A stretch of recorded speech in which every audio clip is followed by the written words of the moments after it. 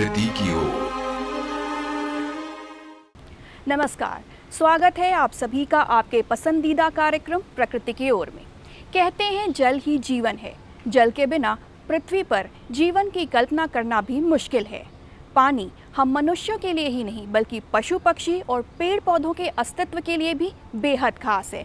तो अपने आज के इस कार्यक्रम में हम बात करेंगे पानी के महत्व की।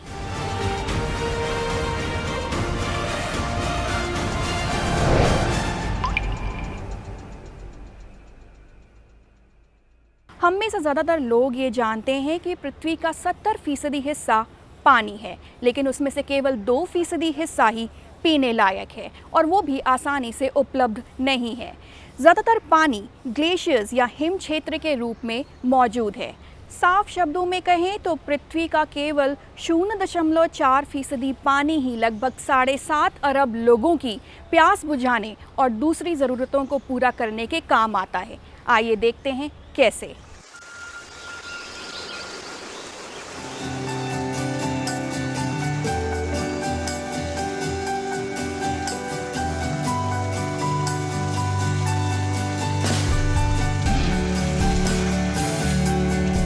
जल ईश्वर का दिया हुआ सबसे अनमोल तोहफा। ये जल ही है जिसकी वजह से इस धरती पर जीवन संभव है। इसके बिना हम जीने की कल्पना भी नहीं कर सकते। ये जल ही है जो हमारी पृथ्वी को बाकी ग्रहों से अलग बनाता है।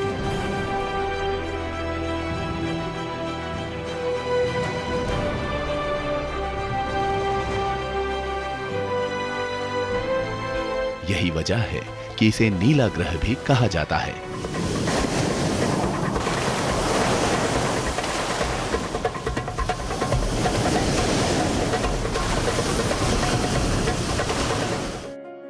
ये जल न सिर्फ हमारी प्यास बुझाने या स्वास्थ्य की रक्षा के लिए जरूरी है, बल्कि रोजगार के निर्माण के साथ साथ आर्थिक, सामाजिक और मानव विकास के लिए भी काफी महत्वपूर्ण है। आपको ये जानकर हैरानी होगी कि करीब 1.5 अरब लोग पानी से संबंधित क्षेत्रों में काम करते हैं। इतना ही नहीं, उद्योग के ज्यादातर क्षेत्र प्रत्यक्ष या अप्रत्यक्ष रूप से इस जल पर ही निर्भर होते हैं। इस धरती पर 3/4 भाग जल है, लेकिन इसमें से 98% जल समुद्र का है, जो खारा होने के कारण पीने या बाकी कामों में इस्तेमाल नहीं किया जा सकता। बाकी 2% जल ही शुद्ध रूप में हिमनदों, झील, नदियों, तालाब और भूजल के रूप में मौजूद है। उसमें से भी केवल 0.4% ही उपयोग के लायक है। वो भी समान रूप से हर जगह उपलब्ध नहीं है, और जो उपलब्ध है उसे भी हम प्रदूषित करने में जुटे हुए हैं। पानी का डेवलपमेंट के साथ तो बहुत ही बड़ा लिंक है। और आप अगर देखो कोई भी सेक्टर आप ले लो, चाहे एग्रीकल्चर हो, इंडस्ट्री हो या डोमेस्टिक हो, कोई भी सेक्टर बढ़ ही नहीं सकता है पानी के बगैर। सो इसमें तो कोई शक नहीं है कि पानी सबसे एसेंशियल कंपोनेंट है अभी, और इसीलिए हम अभी इतना बात कर रहे हैं कि हमें किस तरह से पानी को कंजर्व करना है या एफिशिएंटली यूज़ करना है। भूगोल, जलवायु, इंजीनियरिंग, विनियमन और संसाधनों के लिए हो रही प्रतिस्पर्धा के कारण कुछ क्षेत्रों में मीठा पानी पर्याप्त है, तो कुछ क्षेत्र ऐसे भी हैं जहां लोगों को अपनी प्यास बुझाने के लिए काफी जद्दोजहद करनी पड़ती है। आज ज्यादातर विकासशील देशों में स्वच्छ पानी या तो बहुत मुश्किल से मिलता है या फिर इसमें बहुत ज्यादा खर्च करना पड़ता है। अफ्रीका में करीब 20 लीटर पीने लायक पानी जुटाने के लिए वहां की महिलाओं को प्रतिदिन औसतन 4 मील चलना पड़ता है। भारत में कुछ जगहों पर कुछ ऐसी ही स्थिति है। वहीं अमेरिका जैसे विकसित देशों में एक शहरी नागरिक को केवल 10 कदम चलते ही आसानी से ये पानी उपलब्ध है। लेकिन जिस गति से विश्व की जनसंख्या बढ़ रही है, वो दिन दूर नहीं है जब पानी के लिए पूरे विश्व को संघर्ष करना पड़ेगा। दुनिया भर में हर वर्ष 1500 घन किलोमीटर गंदे जल का निर्माण होता है। हमारे पृथ्वी ग्रह का 70% से अधिक हिस्सा जल से भरा है। धरती पर लगभग 1 अरब 40 घन किलोलीटर पानी है। उपलब्ध पानी का 60वां हिस्सा खेती और उद्योग कारखानों में खपत होता है। 40वां हिस्सा पीने, भोजन, नहाने और साफ सफाई में खर्च होता है। जल जनित बीमारियों के कारण प्रतिवर्ष 22 लाख मौतें विश्व में होती हैं।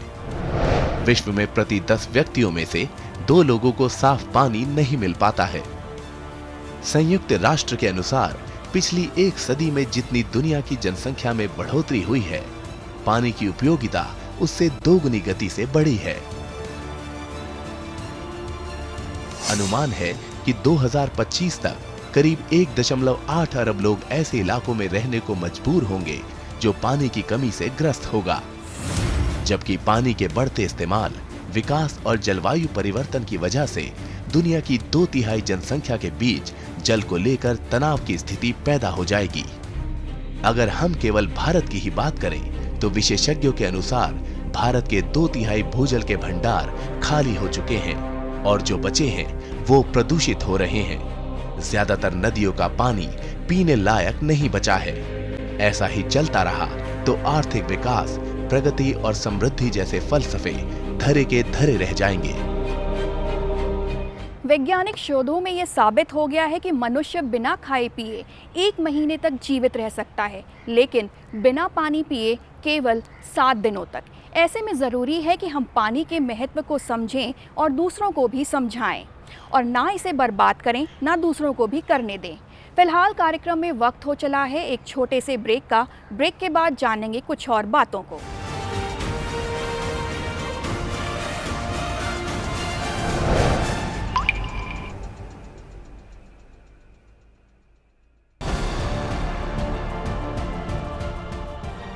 प्रकृति की ओर।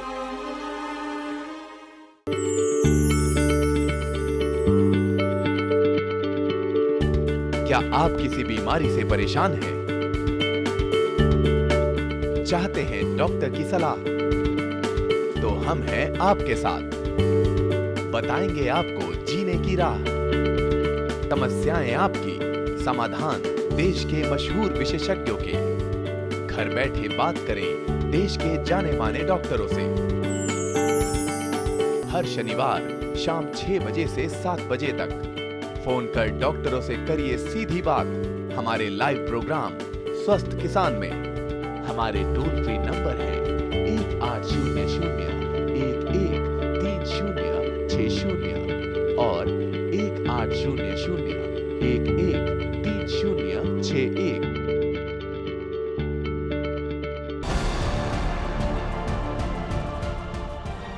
प्रकृति की ओर।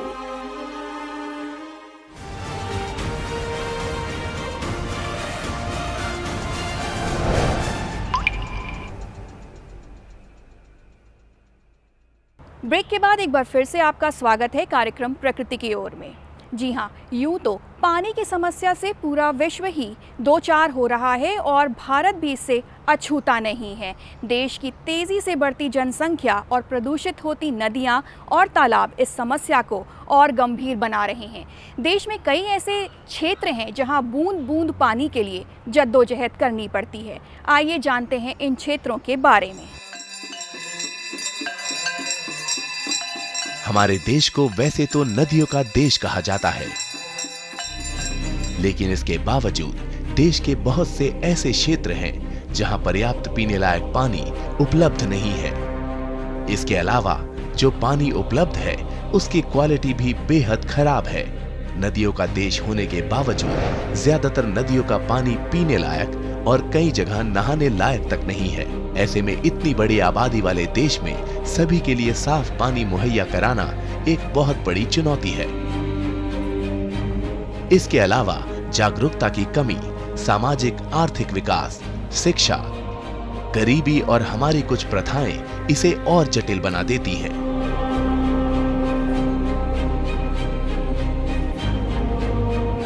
देखिए, हमें पानी की, क्योंकि हम शायद दिल्ली में रहते हैं या ऐसे क्षेत्र में रहते हैं जहाँ पर हमें पानी की वास्तविक कीमत नहीं पता, लेकिन हमें ऐसे क्षेत्र के बारे में सोचना चाहिए। अभी हमारे देश में ही महाराष्ट्र में सूखा पड़ रहा है, लोगों को अक्सर ऐसे डॉक्यूमेंट्री आपको देखने को मिलती है जहाँ पर लोग कई कई दिन तक पानी के लिए प्रतीक्षा करते हैं। तो उसको ध्यान में रखकर हमें ये ध्यान रखना चाहिए कि पानी बहुत अमूल्य चीज़ है, बहुत बेशकीमती चीज़ है। अगर हम पानी को कीमती समझेंगे तो निश्चित रूप से हम उसके प्रयोग में बहुत ही सहूलियत बरतेंगे, बहुत ही एहतियात बरतेंगे। और जब हम पानी को एहतियात से प्रयोग करेंगे तो अपने आप में व्यक्तिगत रूप में योगदान रहेगा पानी को सहेजने में, पानी को आगे की हमारी जो जनसंख्या है उसके लिए बचा कर रखना। राष्ट्रीय परिवार स्वास्थ्य सर्वेक्षण 2005-6 के अनुसार करीब आधे शहरी परिवारों के घर के अंदर पाइप के पानी की आपूर्ति होती है। 80% से अधिक शहरी गरीब परिवारों में पानी नल, हैंडपंप या दूसरे स्रोतों से भर कर रखा जाता है, जो कि ज्यादातर पहले से ही दूषित होता है। विश्व बैंक का अनुमान है कि भारत में 21% संचारी रोग प्रदूषित जल और स्वच्छता की कमी की वजह से होते हैं। एक आंकड़े के अनुसार भारत में हर साल दूषित पानी से औसतन 3,77,00,000 व्यक्ति जल जनित बीमारियों जैसे कॉलेरा, पेचिस, टाइफाइड और हेपेटाइटिस से प्रभावित होते हैं। इतना ही नहीं, करीब 15 लाख बच्चों की अकेले डायरिया के कारण मृत्यु हो जाती है। पानी में मिले फ्लोराइड और आर्सेनिक जैसी चीजों की वजह से हर साल करीब 6,60,00,000 लोग फ्लोरोसिस से, 1 करोड़ लोग कैंसर और बड़ी संख्या में लोग त्वचा रोगों से प्रभावित होते हैं। प्रदूषण के अलावा भूमिगत जल की मात्रा भी दिन प्रतिदिन तेजी से कम हो रही है। अगर केवल भारत की बात करें तो भारत का क्षेत्रफल विश्व के क्षेत्रफल का 2.5% है। भारत में विश्व की 16% जनसंख्या निवास करती है और भारत के पास जल संसाधन विश्व के जल संसाधन का 4% ही है।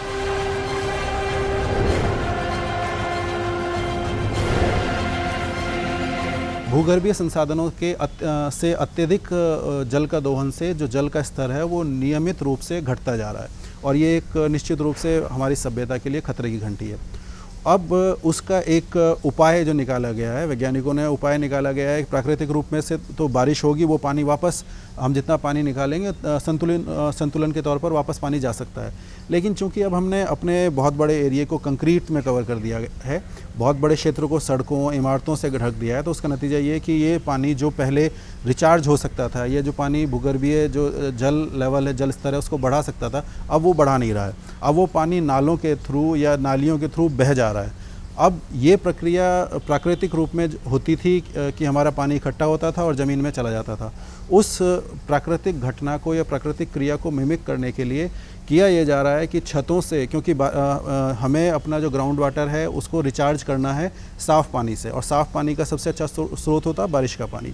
बारिश का पानी को, जो कि बारिश के द्वारा हमारी छतों पे इकट्ठा होता है या इमारतों पे इकट्ठा होता है, उसको किसी न किसी तरीके से इस तरह से उसको डाइवर्ट किया जाए, डायरेक्ट किया जाए, ताकि वो हमारी जो भूगर्भीय जल है उस तक पहुंच जाए, ताकि जल स्तर बढ़ाया जा सके। तेजी से गायब हो रहे भूमिगत जल की स्थिति पर गौर करें तो साल 2050 तक प्रति व्यक्ति के लिए 3,120 लीटर पानी ही बचेगा।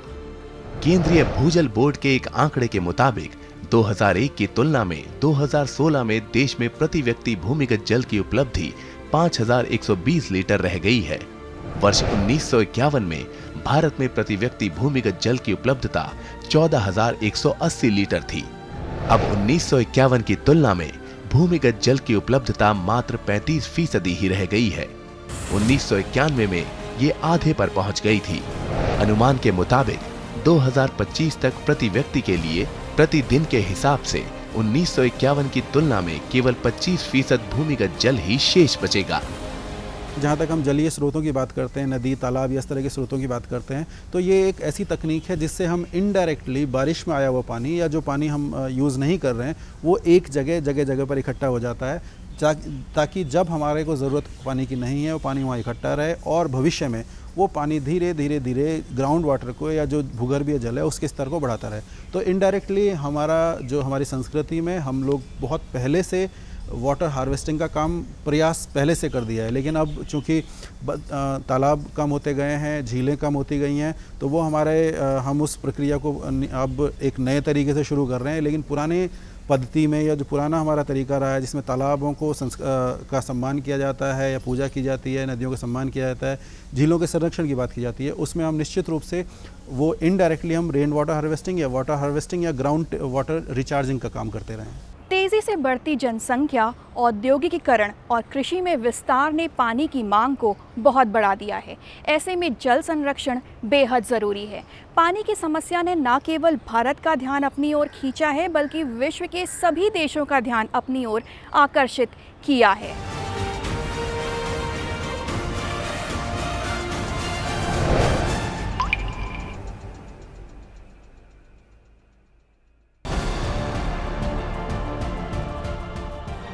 प्रकृति की ओर, जहां दिग्गज दौड़ाते हैं अपना दिमाग, ढूंढते हैं सामयिक सवालों के जवाब, खेती किसानी के मुद्दों पर मंथन का मंच।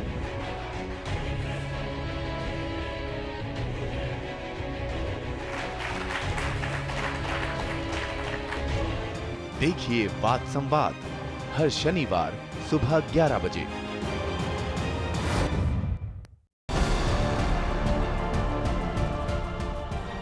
प्रकृति की ओर।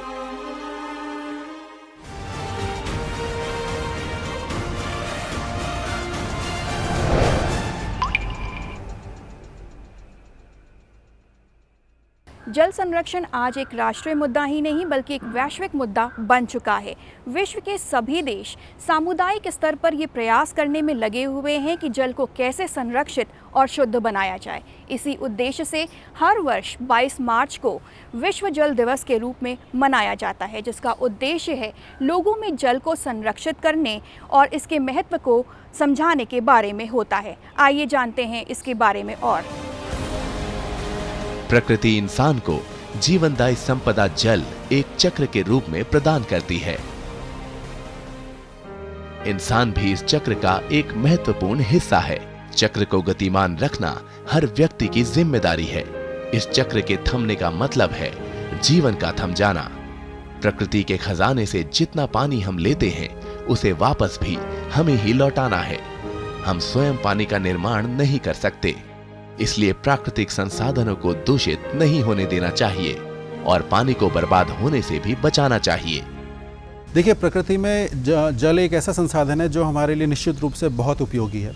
जल प्राकृतिक रूप से अपने आप एक चक्रीय रूप में घूमता है। जो हम भूगर्भीय जल जिसको कहते हैं या जो ज़मीन के नीचे वाला पानी कहते हैं, उसको जब हम अपनी आवश्यकताओं के लिए ऊपर निकालते हैं या पौधे अपनी आवश्यकताओं के लिए ऊपर निकालते हैं और ऊपर निकालने के बाद जो सूर्य की गर्मी या वाष्पीकरण की प्रक्रिया के द्वारा वो वापस ऊपर बादल में जाता है, या हमारे जो जलीय संसाधन तालाब, नदी या झील के रूप में होते हैं, वो पानी भाप बनकर जब वायुमंडल में जाता है, वापस बारिश बनकर वापस आता है। तो इस तरह से एक चक्र चलता रहता है। इस चक्र में हमारी आवश्यकता के लिए, जो मुख्य आवश्यकता के लिए हमें साफ़ पानी की आवश्यकता होती है, और साफ़ पानी या तो हम भूगर्भीय जल से दोहन करके निकालते हैं या फिर उसको नदी या और अन्य संसाधनों से उसको प्रोसेस करके साफ़ करके प्रयोग में लेते हैं।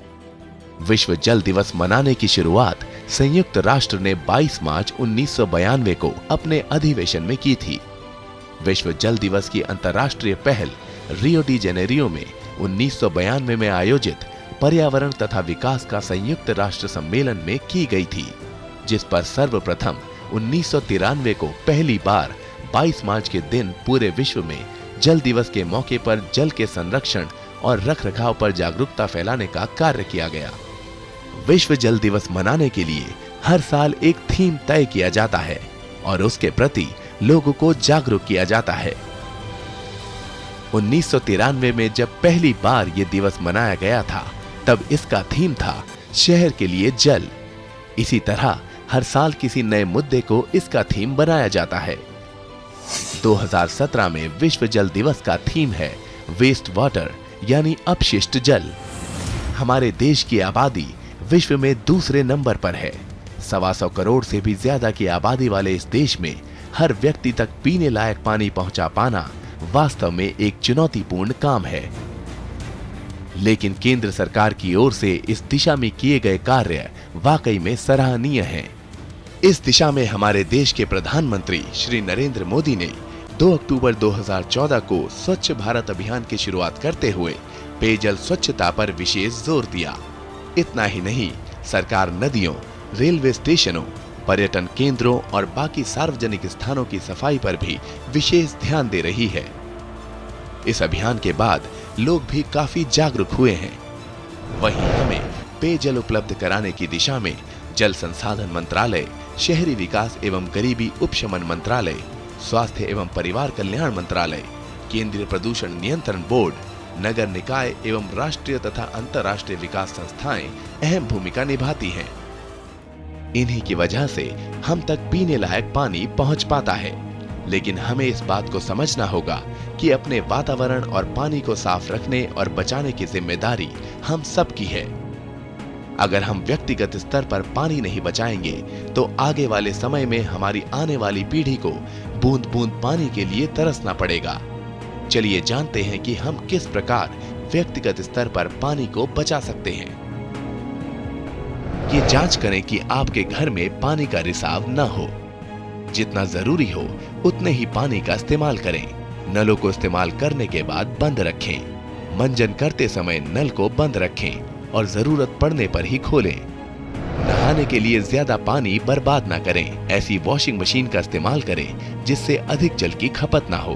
पानी को नाली में बहाने के बजाय इसे पौधों या बगीचे को सींचने या सफाई के काम में लाएं। सब्जियों या फलों को धोने में उपयोग किए गए पानी का इस्तेमाल फूलों या सजावटी पौधों के गमलों को सींचने में किया जा सकता है।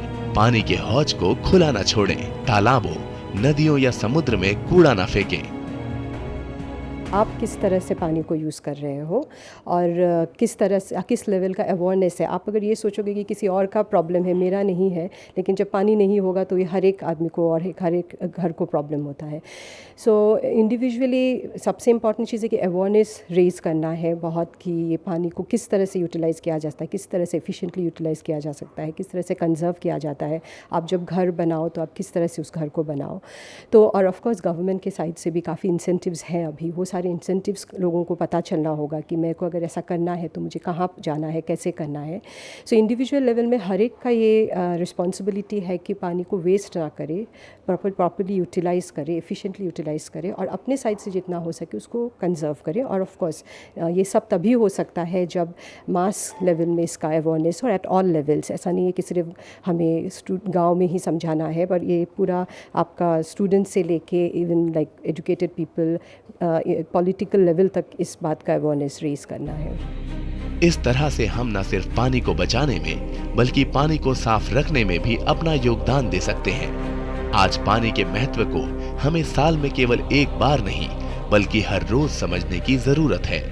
वैसे पानी का साफ रहना हमारे लिए इसलिए भी जरूरी है क्योंकि इसके जरिए ही हमारे पूरे शरीर में पोषक तत्व जैसे कि विटामिन, मिनरल और ग्लूकोज प्रभावित होते हैं। खाना खाने के बाद उसे पचाने की क्रिया में पानी की अहम भूमिका होती है। ऐसी स्थिति में अगर शरीर को स्वच्छ जल ना मिले तो जो कुछ भी खाया या पिया है वो जानलेवा भी साबित हो सकता है। ऐसी स्थिति में पेयजल का शुद्ध होना बेहद जरूरी है। पानी हमारे जीवन का आधार है। तो अब आगे से जब भी पानी का इस्तेमाल करें तो इस बात को जरूर ध्यान में रखें।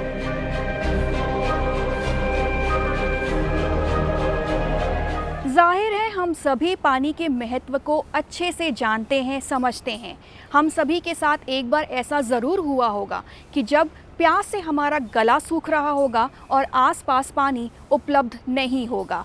ऐसे में जब अचानक से पानी हमारे पास आता है तो हम एक ही सांस में इसे पीने की कोशिश करते हैं। ज़रा सोचिए, जब कुछ घंटों में हमारी स्थिति ऐसी हो सकती है तो जब पानी की कमी हो जाएगी तब हमारी स्थिति क्या होगी। बस फैसला आपके हाथों में है। आगे से पानी को इस्तेमाल करने से पहले इसे बर्बाद होने से बचाएं। तो आज के कार्यक्रम में बस इतना ही। अगले कार्यक्रम में मिलेंगे किसी और रोचक जानकारी के साथ। तब तक के लिए हमारी पूरी टीम को दीजिए इजाज़त। नमस्कार।